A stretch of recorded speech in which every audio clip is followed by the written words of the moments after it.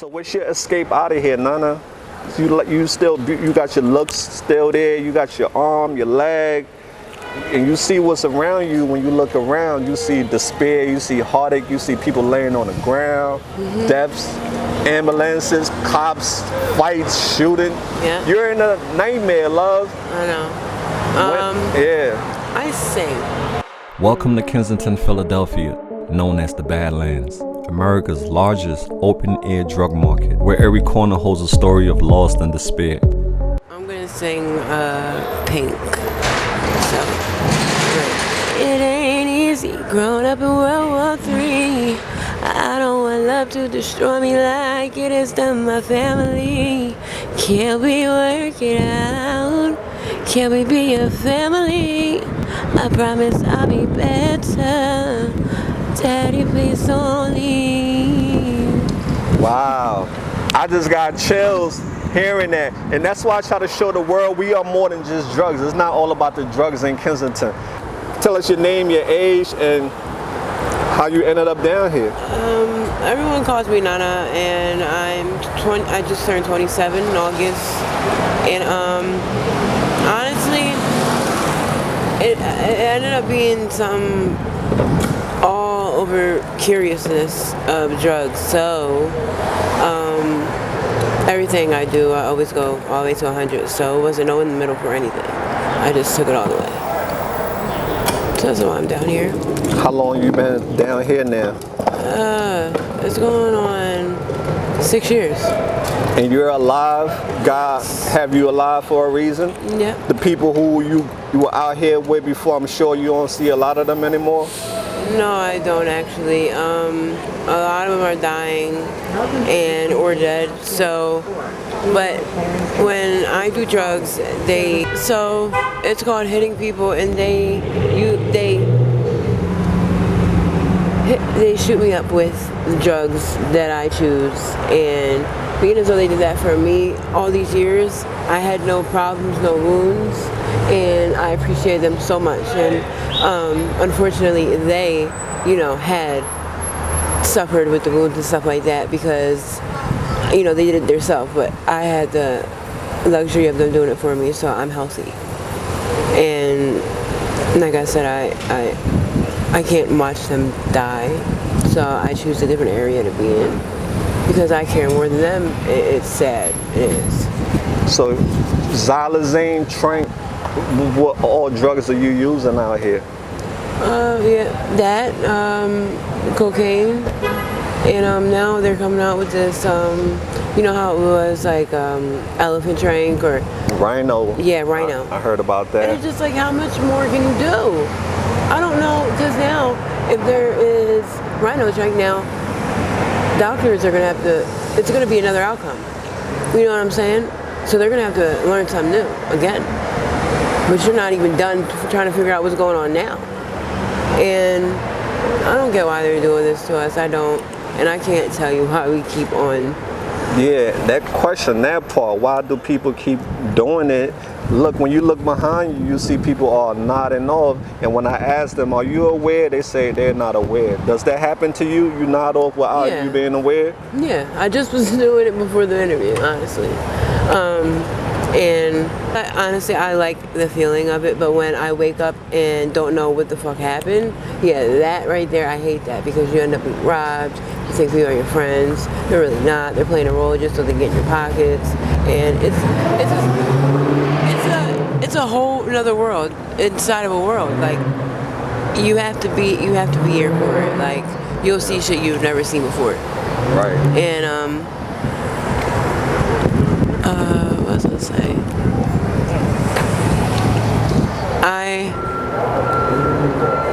I think I'm almost there with getting clean. I think, I'm not gonna say for sure, but I feel that a little bit in me. Have you had clean time in the past?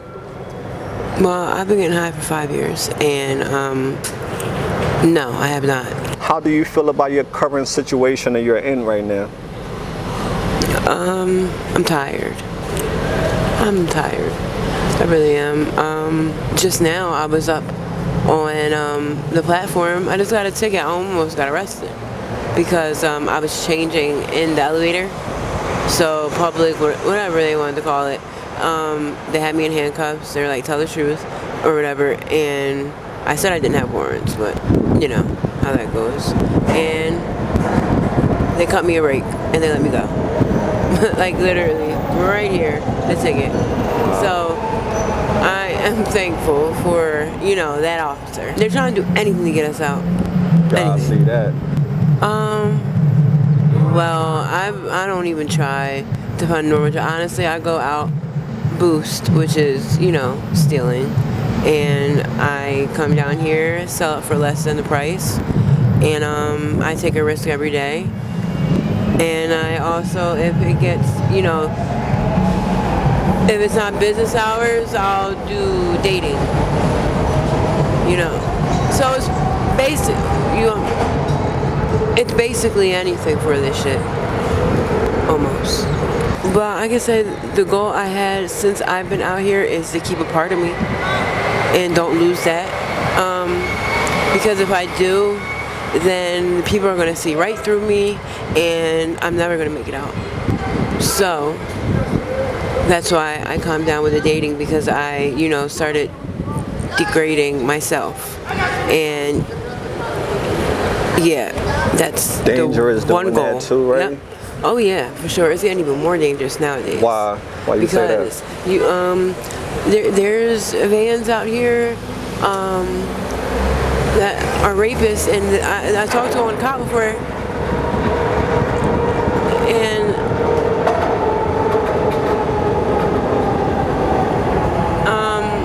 the cop was like, we know that there are rapists out here, but if we don't get no complaints, we can't do nothing about it. So basically, like, there's people out here known, you know, sex offenders and stuff like that, but if we don't do anything about it, they can't do nothing about it. So they just continue to do what they do. Where would you be in life right now if it weren't for drugs? With my kids and being a full-time mom and doing my full-time job like I was. You wouldn't believe who I was before this, you know, how I looked before this, you know. I didn't even touch a Tylenol. Like, I just hopped right into the shit, and I know my kids miss me, and I miss them so much, but I can't get back until I'm ready completely. All right. How will it affect you if you were to lose a limb or your ability to walk due to the drugs on the streets?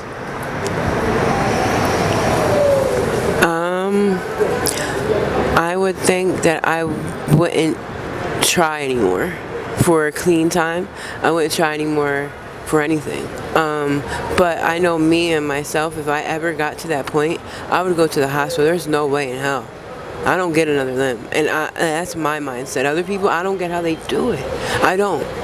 I guess I got put in that situation, but still, I even say then, I would make sure I would do anything in my power to keep my limbs. And you ever see people walking out here with their hand, like, you know, and just like, don't. I tell them myself, I say, dude, go to the hospital. There's not, I don't get why people think the hospital is the worst thing to go out here. That's withdrawal and how they are treated. That's what they say. They are mistreated and the withdrawal. I've been to the hospital one time when I had COVID, and when I tell you I was in a second sick because they gave me what I needed, I don't get it. Oh well, sick. You're sick out here sometimes. So what is it? You know? Yes, you know, the drugs has a pull that's very powerful for some people, and they are weak. Yes. You're very talented, love, and I hope that you can find your way out of here soon. What's your short-term goals for the next 6 months?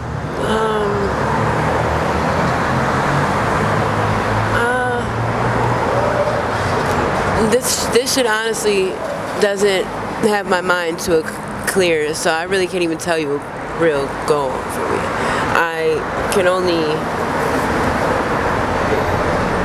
when I'm there, that's when, you know. You there, right? Yeah. Well, hopefully you'll have that clarity to get there soon, because wintertime is coming up. Do you have a place to stay?